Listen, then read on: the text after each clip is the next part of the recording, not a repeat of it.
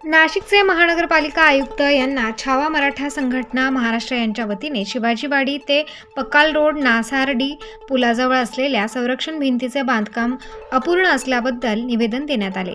शिवाजीवाडी ते पकाल रोड नासार्डी पुलाजवळ असलेले संरक्षण भिंतीचे बांधकाम अपूर्ण असल्याने पावसाळ्याच्या दिवसात येथील स्थानिक नागरिकांना संरक्षण भिंत नसल्यामुळे येथील रहिवाशांना मोठा त्रास सहन करावा लागतो। सदर भिंतीचे बांधकाम पूर्ण व्हावे यासाठी वेळोवेळी नाशिक महानगरपालिकेला निवेदन देखील देण्यात आले।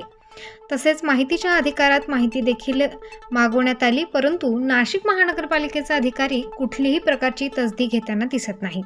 पावसाळा सुरू झाला की येथील स्थानिक नागरिकांना मोठ्या प्रमाणात त्रास सहन करावा लागतो। परिसरातील लहान मुलांचा अपघात होऊन ते नदीपात्रात देखील पडू शकतात। या कारणास्तव महापालिकेने त्वरित लक्ष देऊन ही संरक्षण भिंत पूर्ण करावी, अन्यथा छावा मराठा संघटनेच्या वतीने आमरण उपोषणाचा इशारा देखील देण्यात आला आहे।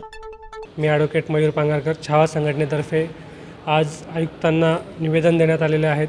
शिवाजी रोड ते पखाल रोड या ठिकाणी जी काही सुरक्षा भिंत आहे नाल्याच्या बाजूला, त्यासाठी तिथल्या स्थानिक नागरिकांचा आणि आमच्या छावा संघटनेच्या मुस्लिम आघाडीचे जावेद भाई यांचा मागच्या 4 ते 5 वर्षापासून लढा चालू आहे। ती भिंत तिथल्या स्थानिक पुढाऱ्यांनी अथवा महानगरपालिकेने बांधून द्यावी, त्यामुळे तिथले बरेच लहान मुलांचा दुखापत किंवा काही जनावरं जे असतात, उभयचर प्राणी, ते सिटीत येणं, अशा प्रकारचे वारंवार घटना होत असताना महानगरपालिकेने त्या बाबीकडे सक्षम पद्धतीने लक्ष देणं गरजेचं आहे। त्यामुळे आज आम्ही आयुक्तांना सदरचं निवेदन दिलेलं आहे। यावरती जर कारवाई झाली नाही तर येत्या काळात आम्ही हायकोर्टात हा मुद्दा पब्लिक इंटरेस्ट लिटिगेशनच्या माध्यमातून आमच्या छावा संघटनेकडून मांडणार आहोत। याची दखल आयुक्तांनी घ्यावी व लवकरात लवकर कारवाई करावी ही विनंती। छावा संघटना जिल्हा अध्यक्ष जावेद भाई शेख। आम्ही माहितीच्या अधिकाराप्रमाणे बांधकाम विभागाशी प्रत्येक वेळेस 4 महिन्यापासून मी लढत आहे, तरी पण माहितीचे अधिकार आम्हाला भेटलेले नाही। असं झालेलं आहे का राजीव गांधी भवनमध्ये जे ऑफिसर आहे ते मालक झालेले आहे आणि जनता ही चोर झालेली आहे।